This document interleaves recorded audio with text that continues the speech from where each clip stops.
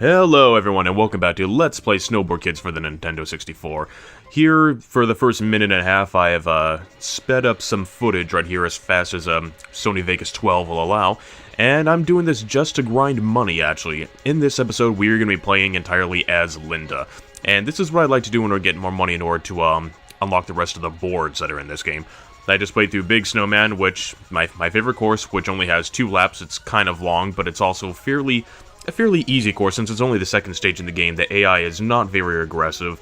It has a lot of jumps that you could use to take advantage of the tricks, and especially characters on special tricks like that. So you can actually build up a good amount of, like, say, trick-based money by the time the second lap comes to a close. And if you get first place along with that, that's an extra 3,600 gold along with that. So, and if you do, like, say, well enough with tricks and, like, don't pick up too many items and pick up enough of the gold coins, you can find yourself between, like, say, 4,000 and 5,000 golds on your money count at the bottom right by the end of the race. So yeah, like they asked me about the snowman I got hit with there, and during that stretch of time I didn't even hit anything. I would probably say that, you know, and probably in all honesty, like, once you get her on the right boards, I think Linda might be the most useful character in the game once she's on the freestyle board, like level 3, which is what I'm going to be unlocking from the shop right now. That's why I did this little race there, so that I could purchase it.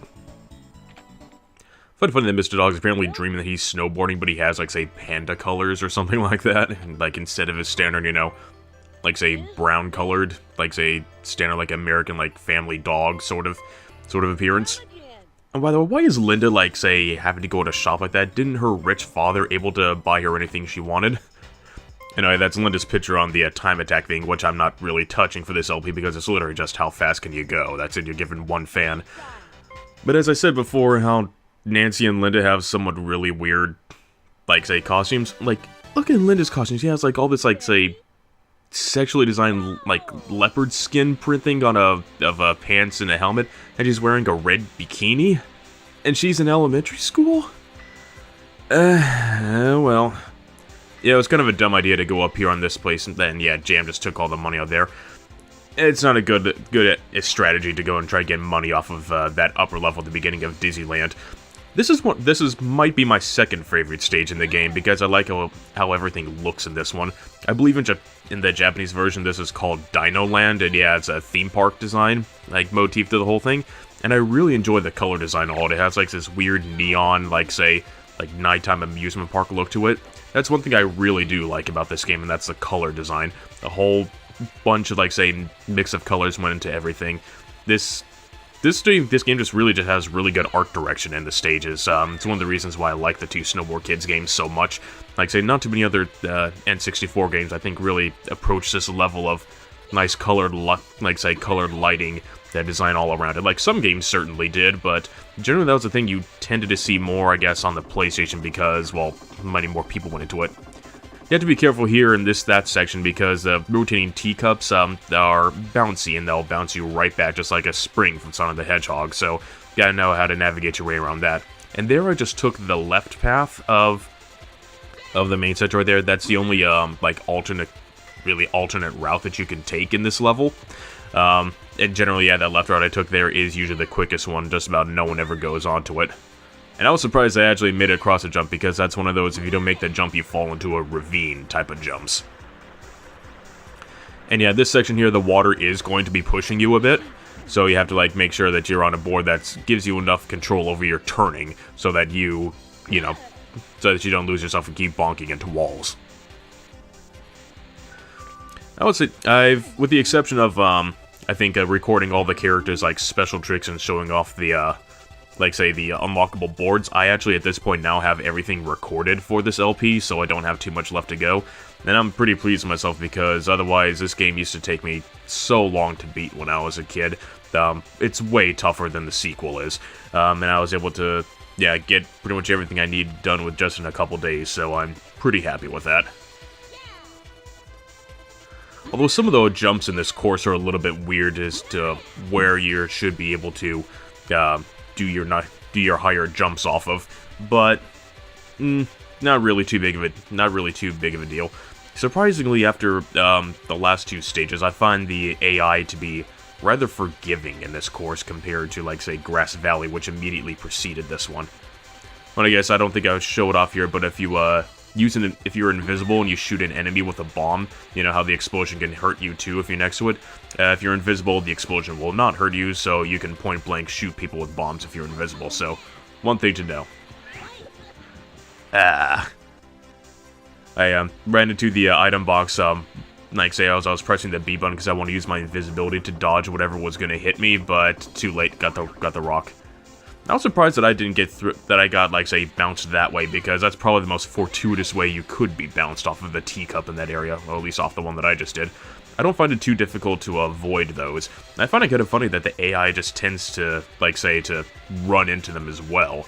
I mean, like, that's always a good place to try and get ahead on this race, because it looks like the AI doesn't navigate them pretty well. Like, you would have expected that's, like, say, one thing that the AI would have navigated perfectly, but no. Also, I tend to find that trying to recover from like say being from either falling down or from like say being smacked down with a pan on a slope like that to be really troublesome, because when you're on the like say the wrong angle, you'll start like say the character will start looking in I guess you could say the wrong direction while trying to like reorient themselves, and it can make you lose quite a bit of extra time actually. What are those things? Are those like blue and orange, like, trees or something? Like, right next to the left, there's like a standard tree, but it has like blue and orange balls, like, growing onto it? What are those? I never actually noticed those before. And that's one thing about this game, like, the amount of detail that goes into a lot of the, well, more gimmicky stages like this one. Like, a lot of little extra details in this and make you, like, really stop to, like, say, want to like say, well, what actually is all of this? Like, I've played the second one so much I know where almost all the details are in this one. But this one before, when I was young, I never really noticed those flags with the blue, yellow, and red stripes on the side. Never noticed the penguins on top of the pillars, or those... Why are those houses there? I never really noticed those houses there before. This is a theme park area, but yeah, there's a really cool merry-go-round right there. Big Japanese puffball-looking thingy. But yeah, I don't really have too many actual, like, say, special things to say about this course. I find this one to actually be relatively easy for its position in the lineup for the difficulty of these courses. But this is one of those that I almost kind of wish had, like, say, a remake in the sequel, because I think this one's really cool. So yeah, not too difficult to avoid the teacups right there. You shouldn't have any either. I don't think I ever really had any issue with the teacups even when I first started playing this game, and I found it, like, say, harder than the sequel, which is the one that I was more used to when I first got this one. I guess speaking of, like, say, difficult to get, the first game right here was more successful than the second one. That's okay, don't worry, I'm able to pick myself back up quickly from this one. And the first game is also the one that had a wide release in Europe and PAL countries, both in Europe and Australia. The second game, however, did not sell as well, and the only PAL region that got the second game was Australia, which made it a huge rarity, which means the PAL copy of the second game is infinitely more expensive than the North American one, which has gone up quite a bit in price in more recent years. I'm glad I got that back when it was brand new. I do have a complete in-box version of the second game. So I only mostly went on that little like side tangent because I ran out of things to say for Disneyland. And after you beat the Disneyland, which is the sixth course, you get something called the Copper Pass, which basically means, hey, you defeated the main 6 ones, now you're able to unlock, like, say, the next stage in the lineup. So yeah, Disneyland was not the last one that you could get. Though, of course, I make sure to save off of that. Like, I got the first place on Disneyland that on a single try. I didn't have to restart that once, not at all. This next one, however, the next one that you unlock after you beat the first 6 is Quicksand Land. Oh boy, I got some things to say about this one. For the longest time when I was younger, Quicksand Valley was the bane of my existence. I would just, like, say, restart this one over and over again.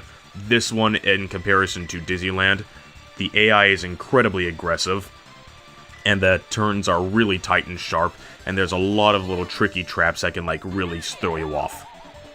You'll definitely want someone fast but has a good amount of turning on there, because there's just enough, like, say, sharp turns that if you're not careful, you're just going to keep bonking into too many walls. And there's also quite a bit of diverging paths in this game. This one, choose going left or right. I had to choose to go left at the first, even though I tend to prefer going on the right side path. Two of the AI opponents will take this left path right here, whereas one will always take the right side paths. And in the case of this video, it's Jam who takes up the right side paths. Like, say, the right side paths can get you, like, say, a greater amount of, like, some better shortcuts when you know what to do, but the left side path is infinitely easier to actually traverse through. Although coming up this spot, there's, like, say, 2 jumps you have to do in order to clear 2 ravines. And when you're at this part right here, there's some sand falls that are going to try and push you off the ledge. Yeah, so sands, just like the water from Disneyland, are pushing you. There's a second, like, say, jump gorge gap right there. And yeah, so while the sand is pushing you, do not, like, say, do, like, say, the cornering techniques where you, like, say, push down left or down and right to try and corner yourself into it. And there, all the way up ahead is Jam. You're going to wonder, how did he get that far ahead of me? Well, that's because the right path's going to allow you to do that, actually. And taking that path right there can put you on this massive jump if you're actually able to take advantage of it. But yeah, for the remainder of this video, I mostly just choose to use the right side paths, because when you know how to traverse them, they tend to get yourself a little bit extra, headway over the competition.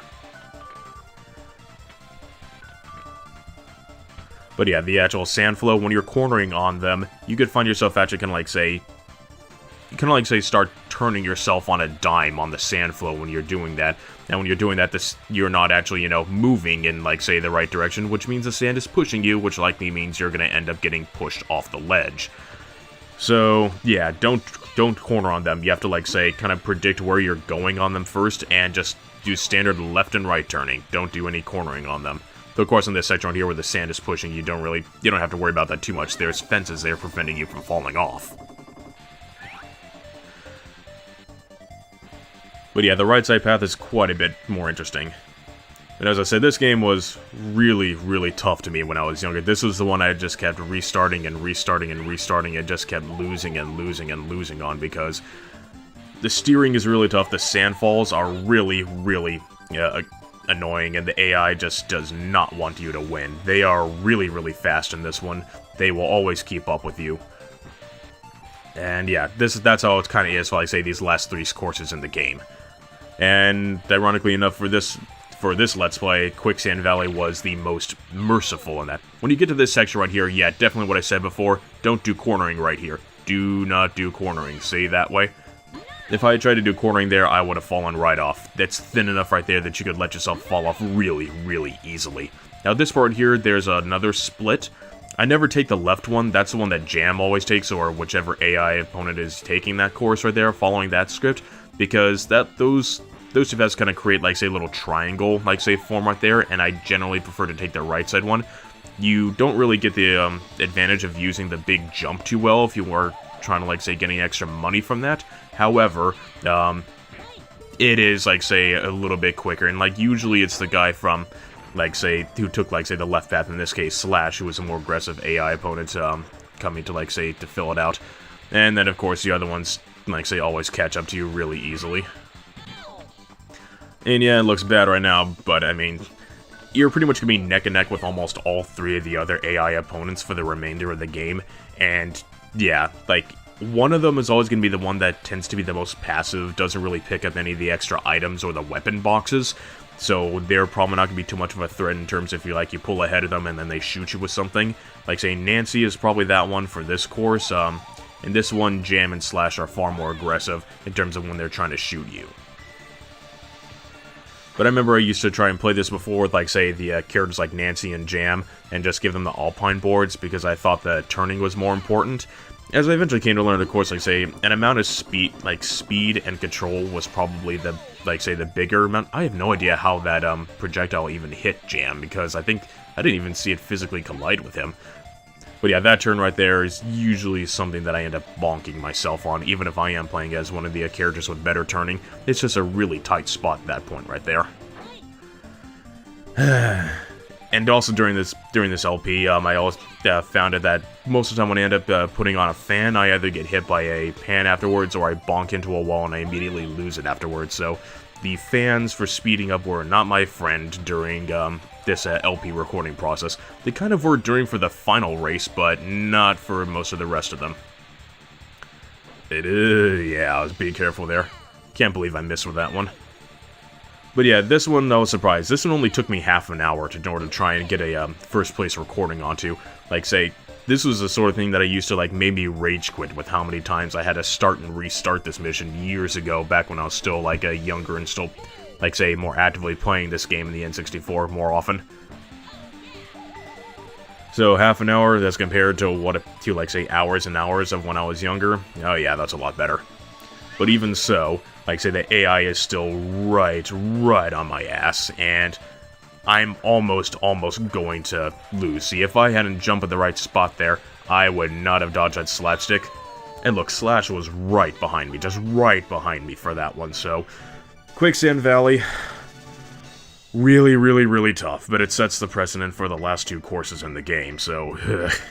yeah, that's how Snowboard Kids is. I mean, again, like I say, I can't keep comparing it to the second game, but the difficulty balance is much easier in the second one. And of course, beating this course gets you the Silver Pass, which allows you to go to the next stage, which is going to be the first race of the next video. But this was actually one of my favorite ones to record. Like say, Linda was really good and easy to control in this one. Had a lot of fun with this part right here, but next time, that was a tough one. I'll see you next time.